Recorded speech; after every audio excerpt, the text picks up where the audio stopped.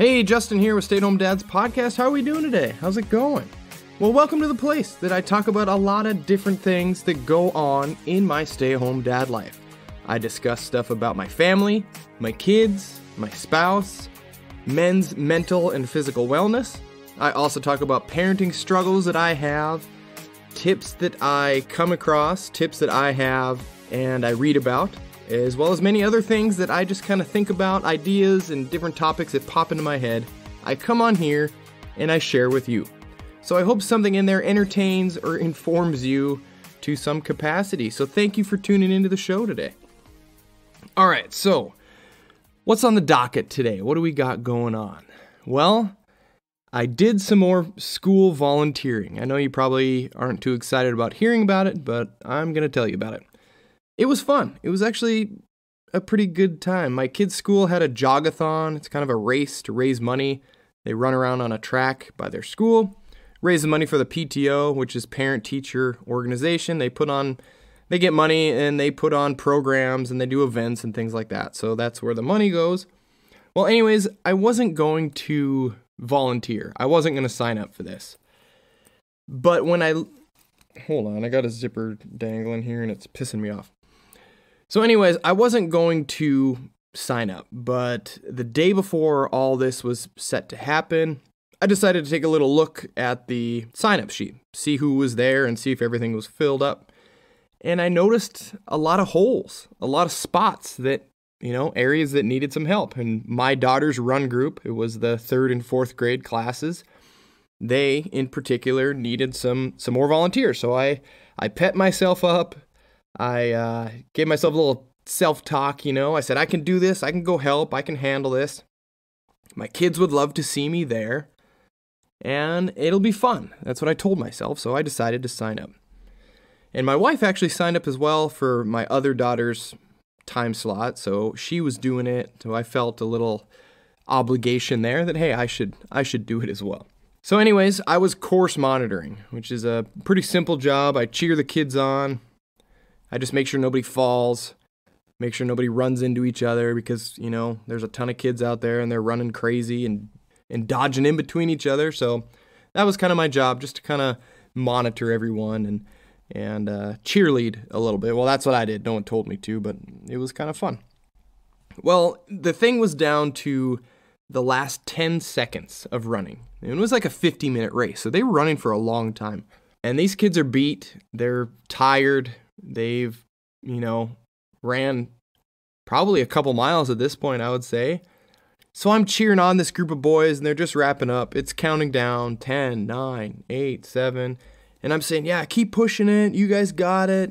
Finish hard, blah, blah, blah. Well, this one kid comes by me. He abruptly stops, and then he proceeds to vomit repeatedly. Like, he just stops, turns, and just starts puking into the grass. And I'm just like, oh shit, now what? Like, I pushed this kid too hard. I was like, I pushed him too hard, and now he's puking all over the place. So I go into the track area, and I kind of console him a little bit, ask him if he's okay, and see if he wants to just kind of walk it off a little bit and get to his tent. They had tents marked up where his class was to get some water and just to get in the shade and relax.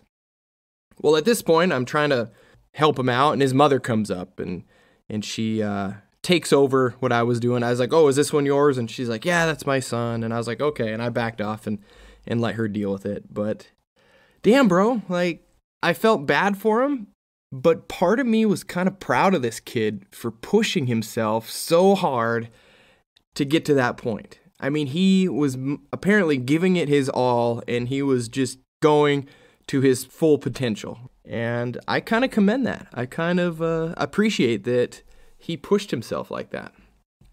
Anyways, just fun little story. My kids did really well. I think they each ran 10 or 11 laps, so they crushed it as well.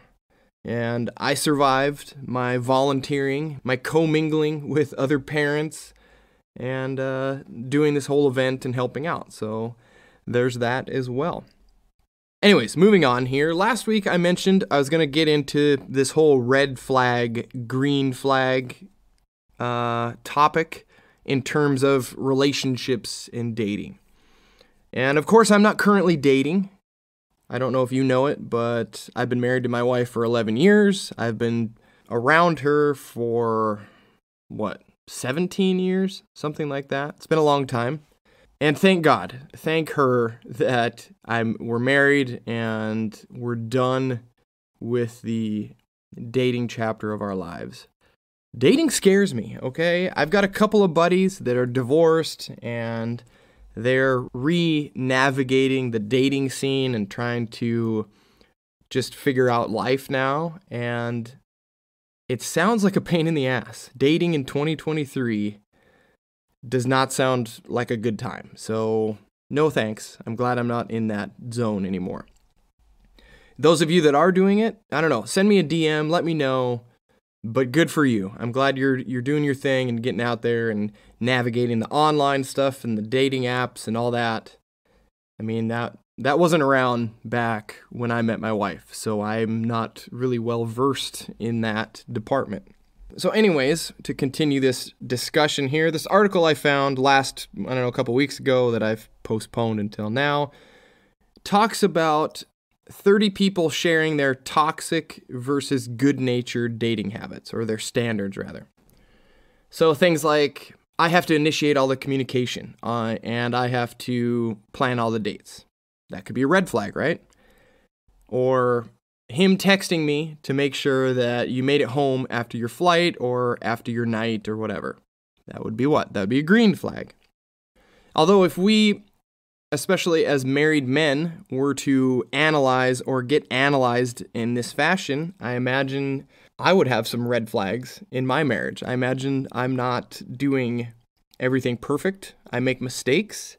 I probably don't check all these boxes, so to speak, which I actually haven't read any of these yet. I'm kind of wanting to give you my honest first reaction to them. So I haven't looked at them. I haven't read through them. So should be pretty straightforward, pretty honest. Also, this article is coming from, I think it's all women talking about men's red and green flags. So this is from a woman's perspective. So maybe here in the future sometime I will do some digging and find red and green flags that men have come up with to women. So maybe that would be a nice contrast to this episode. So maybe I'll look at doing that here in the future. So anyways, let's get into this. 30 red and green flags for dating. And I'll link this stuff in the description so you can check it out on your own, like I always do. But maybe this will help us change a few things about ourselves. Maybe it will bring some things to our attention that we hadn't thought about before. So that's kind of my goal here anyways. All right, let's get into this article. Let's find it here. All right, so this is from a Reddit article that's been reposted on BuzzFeed, like I don't know, I've been in the habit of using those lately, but they're kind of fun.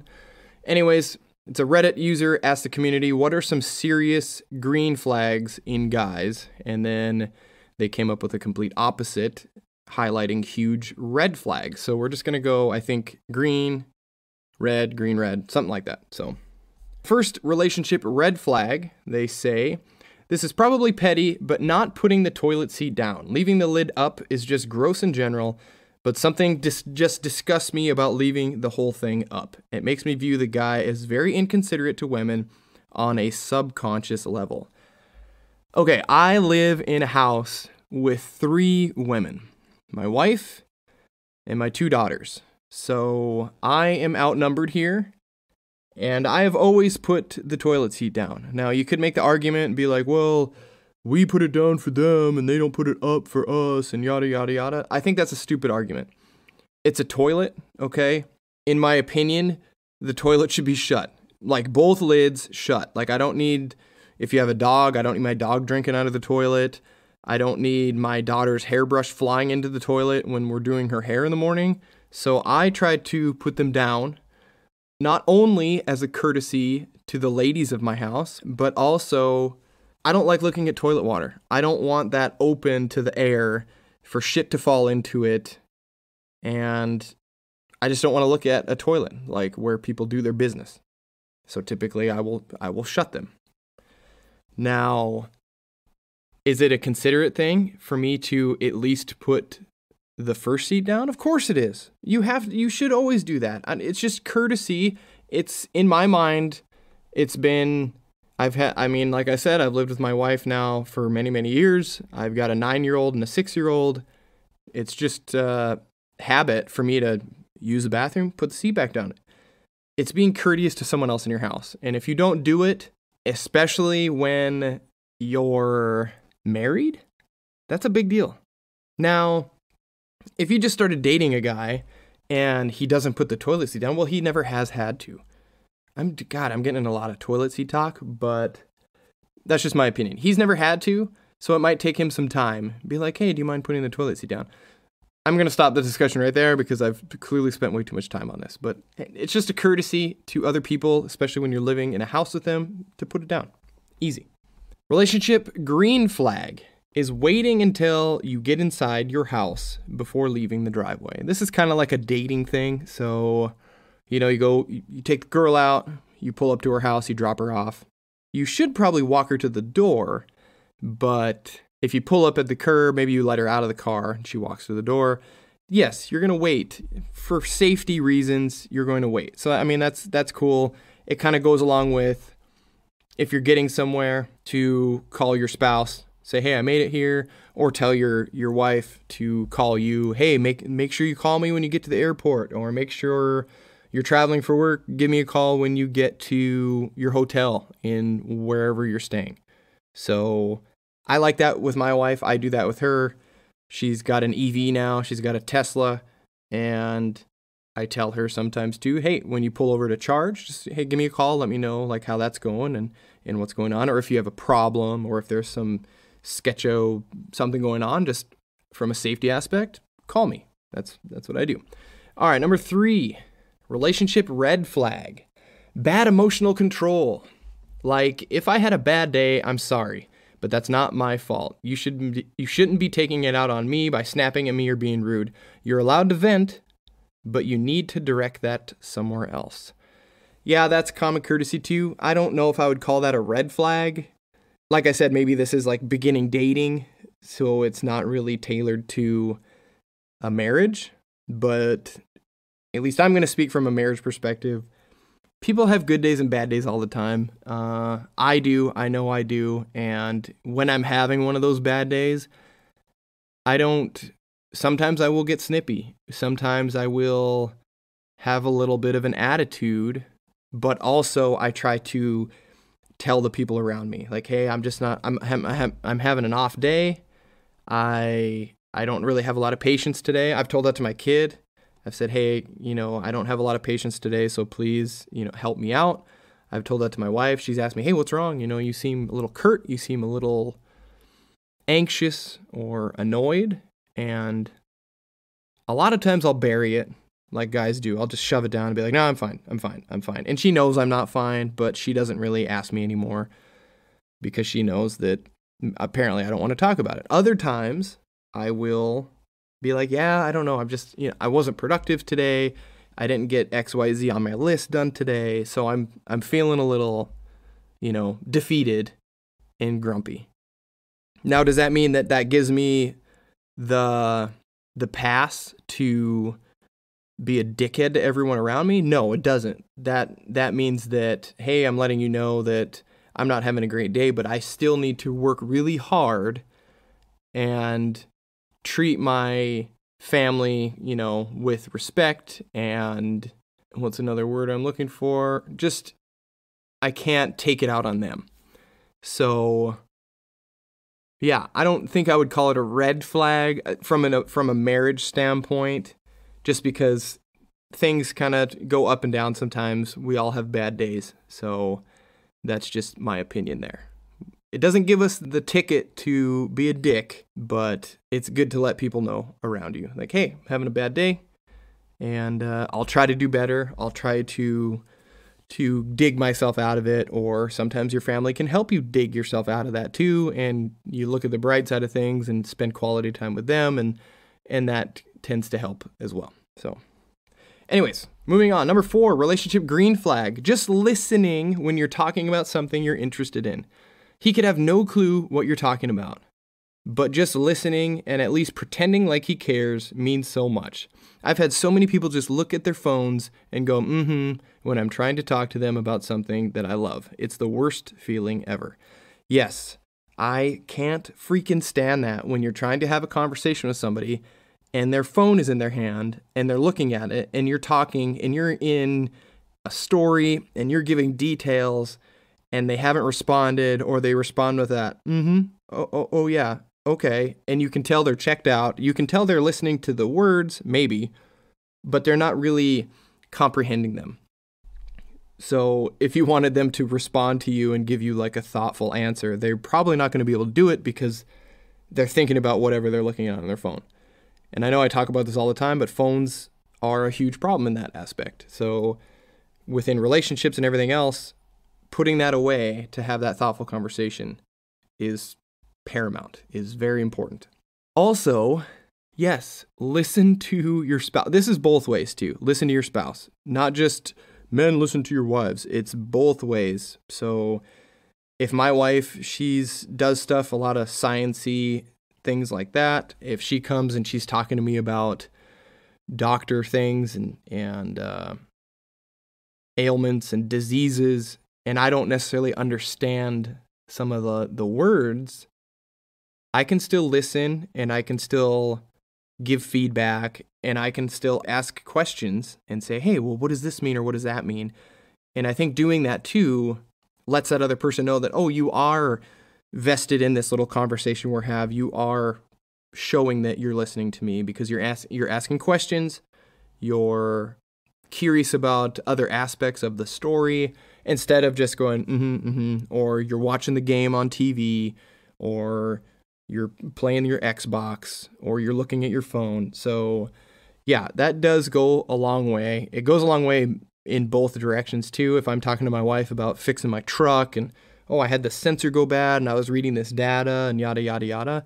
Yeah, I do appreciate it when she looks at me and she acknowledges that she's listening and she gives me those cues, and it's not just this one-way conversation. So yeah, that's a green flag. That's a good one. I like it.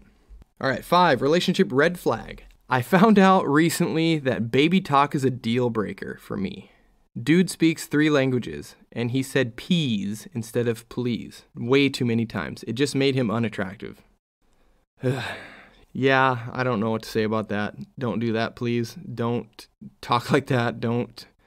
I dated this one girl years and years and years ago, and she's from California, but I gave her the nickname of like the Valley Girl because that's how she talked. Like, oh my God, like, oh wow, like really? Awful. Awful, awful, awful. I took her on one date, and I never again. Couldn't do it. All right, the next relationship red flag is consistent lateness. Everybody is late once in a while because of life.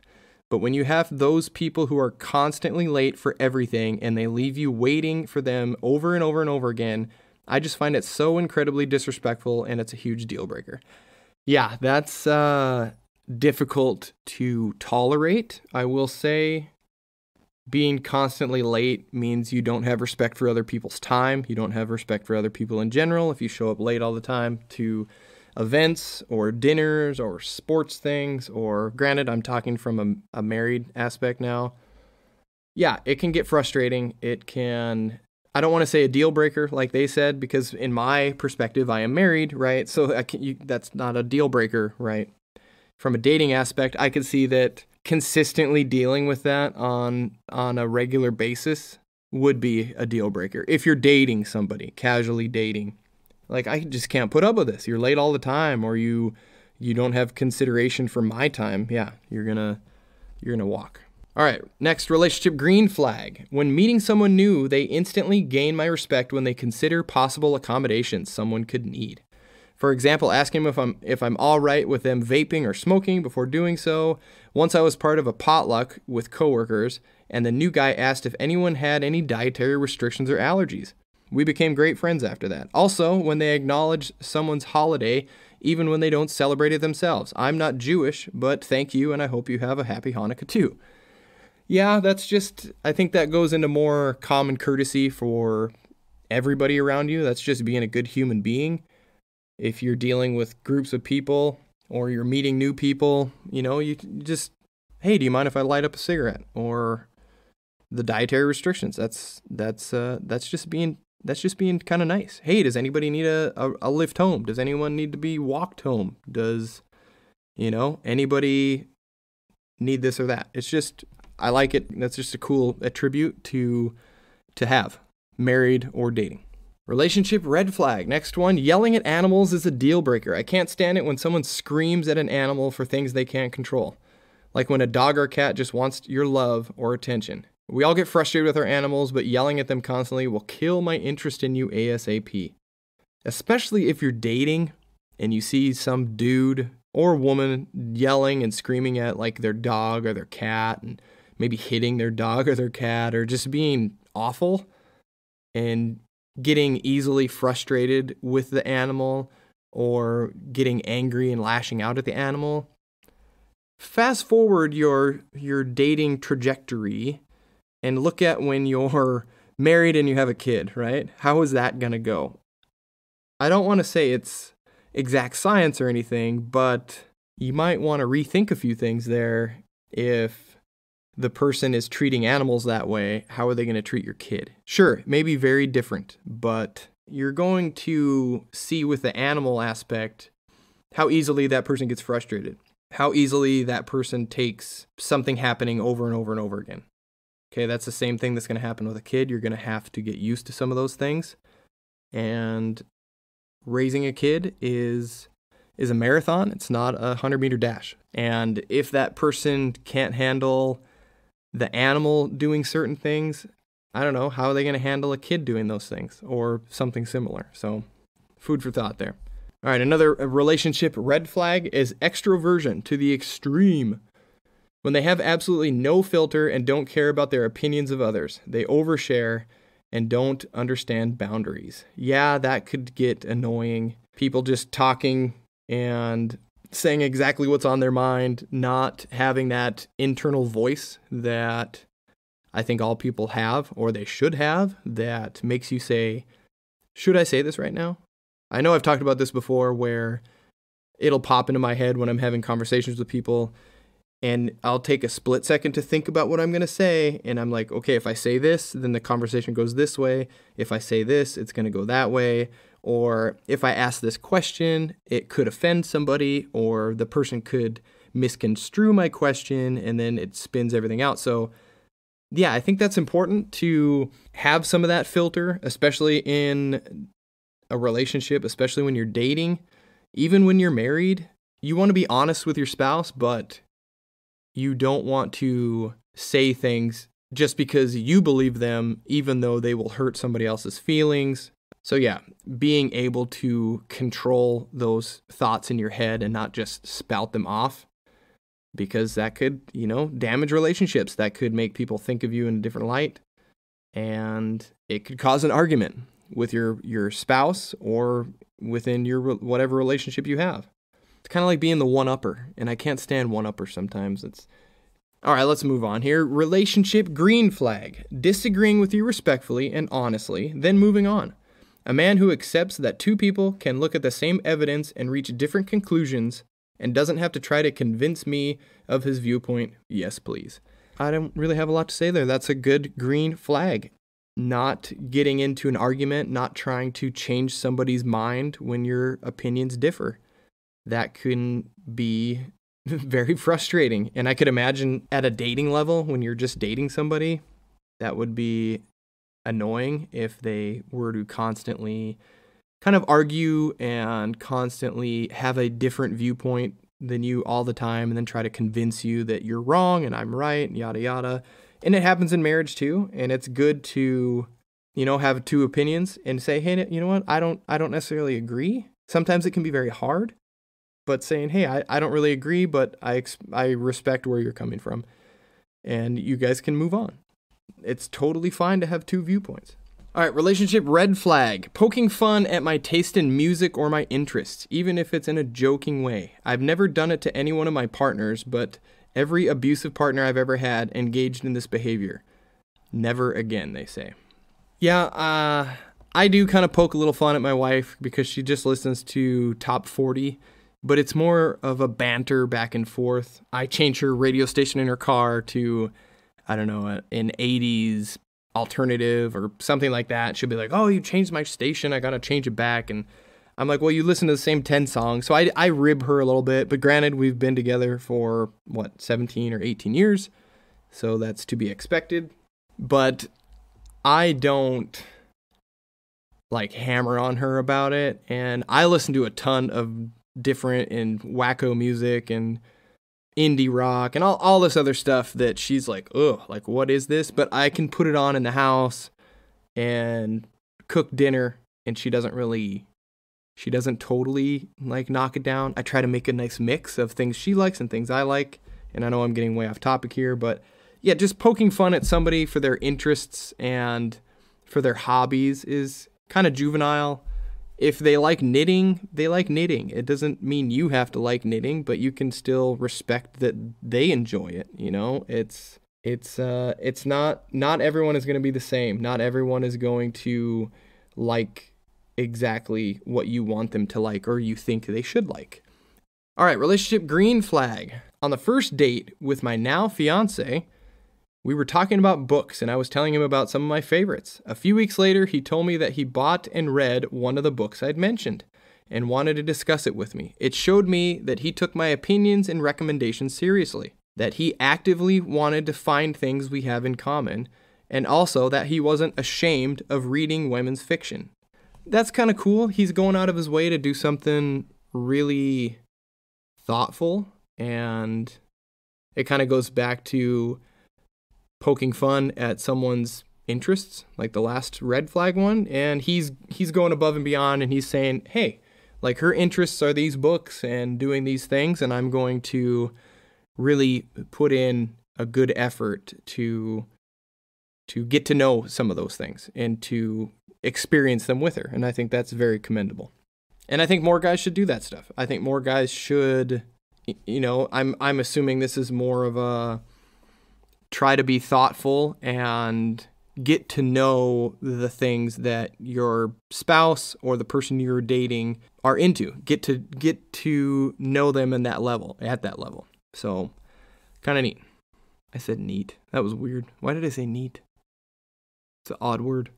Anyways, relationship red flag, refusing to post a single picture of us together. It doesn't have to be slathered all over socials, but one really good picture of us on a mountaintop, why not post that? Yeah, that's a red flag. That means that he is still dating around, that he's still casting a line, and he doesn't want to put out the perception that he is in a relationship. So that's how I read that. I know a lot of guys may argue with that. They may say, well, I just post what I like on my social media, or I post this or that, or I don't post any pictures of us together. But that's kind of how I take it. I mean, maybe I'm wrong. Maybe I shouldn't think that way, but I do. I think that, especially if you're in a dating phase. Yes, now if I'm in a married phase and I don't post a picture of my wife and I on my social media, I don't think it's because I'm looking for greener pastures. You know, still, why not? Why not do it? I'm not going to read through every single one of these. There's like 30 of them. I'm just going to read through a few because I know this episode is already getting really long. So, a couple more, and then I'll add a couple of mine, and then we'll move on with our lives. All right, next one, relationship green flag. Guys who have a lot of friends who are girls is such a green flag. To me, that gives me the impression that they're a guy who girls feel safe around and that they value women as friends and they don't view them at all as sex objects. I don't know. This has always been a troubling avenue for people to take, for men to take. I don't have a ton of girls that are friends. I have a few that I know, but actually I don't know if I have any friends that I knew or that were like friends, female friends, from before I met my wife. I don't think I do. I mean, I was friends with a lot of females.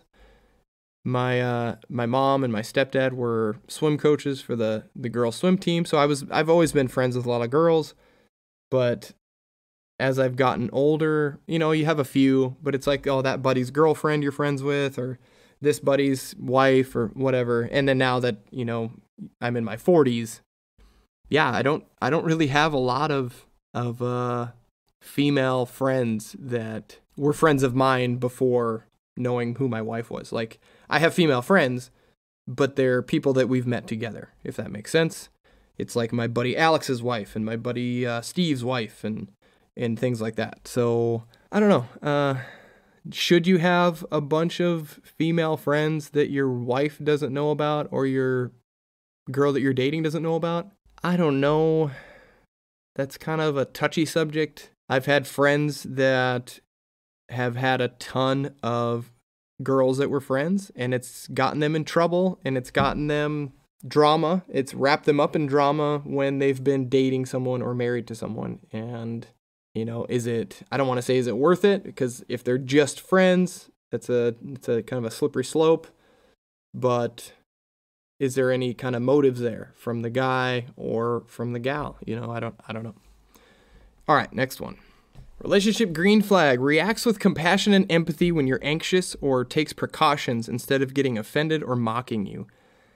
That's an important aspect of a relationship. You don't want somebody that lacks empathy, especially if there's something going on with you, or if you're anxious, or if you're having some sort of issues. You don't want someone that's going to make fun of you and poke fun at you and not be there for you. So yeah, that's kind of I think a given. You don't want to do that to people. You don't want to, especially someone that you are married to or not married. Maybe you're dating, but you still care about them. You don't want to bring them down. You don't want them to feel worse about themselves. You don't want to mock them and tease them.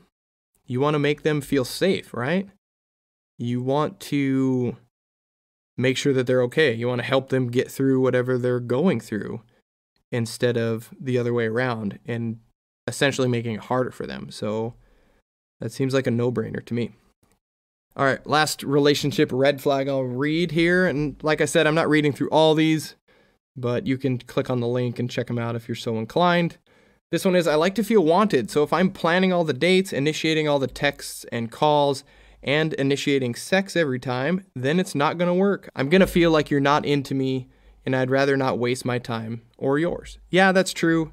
You don't want to be the only person that is doing everything. Then that other person is, I don't know, even if they say they care, then they're lazy, and you don't really need to deal with that either. Also, from a marriage aspect, you want to do equal parts. You want to plan those nice things for your spouse, for your wife. You want to plan cool dates. You want to send little flirty texts and stuff and calls, especially if they're busy and they're gone or whatever. And you want to do that. You want to make them feel loved and make them feel important. So I think those are important things to do in dating and in marriage. All right, so a few other ones that I want to add to that article. Some green flags, I would say, are open communication. I know I've always talked about being open and communicating on here. That's a really important part of having a solid relationship and a solid marriage, is talking to each other. A partner that encourages and engages in open, honest, and empathetic communication. That's a green flag. It helps create this environment where everyone's feelings and needs are heard and respected. We need to convey and know ourselves that we can have those hard conversations. And that comes in that open communication. Not everything is going to be easy to talk about, but it's good to let that other person know that, hey, I can talk about these things. I can bring up the hard things as well. That's all I'm saying. Next green flag is shared responsibilities. Especially in a family setting, a partner who actively participates in shared responsibilities like helping with the kids or household chores, financial planning, that shows commitment, it shows teamwork. Another one I have written down here is emotional support. A partner who is emotionally supportive during challenging times, providing comfort and understanding. That's a significant green flag. Just like I mentioned, we don't want someone to mock us and talk down to us and tease us. We need to support those people and make those people feel safe and feel wanted. Another one is supportive co-parenting, coming from a parenting standpoint. If you have a partner who actively participates in parenting and child care and values that quality time with the family, that is a big deal. They collaborate and they help and they participate with parenting decisions and things that involve the kids. That all shouldn't be put on one person to do all those things. Making the doctor appointments and picking the kids up from sports, getting them off the bus from school. That's not just one person's job. That's, it's a teamwork. You're a family. So someone who does that, that's a super big green flag. All right, let's talk about a couple reds here real quick, and then we'll wrap this up. First one I have here, constant criticism. A partner who would frequently criticize and belittles you, especially in front of others. Not a really good vibe. That's definitely a red flag. This behavior, it erodes self-esteem. It can harm the overall relationship, of course. And I've seen this play out. I've seen couples do this type of thing where it's almost like a banter back and forth, and they just cut each other down, and it just seems so unhealthy. Just not a good combo. The last one I have here is scorekeeping and resentment. Scorekeeping in a relationship is not, I don't like it. It's not ideal. Tallying who does what in the relationship and keeping score and then using it as ammunition during disagreements. I did this and this and this and you didn't do any of that. That's a red flag. This can lead to resentment and hinder the ability to resolve issues constructively.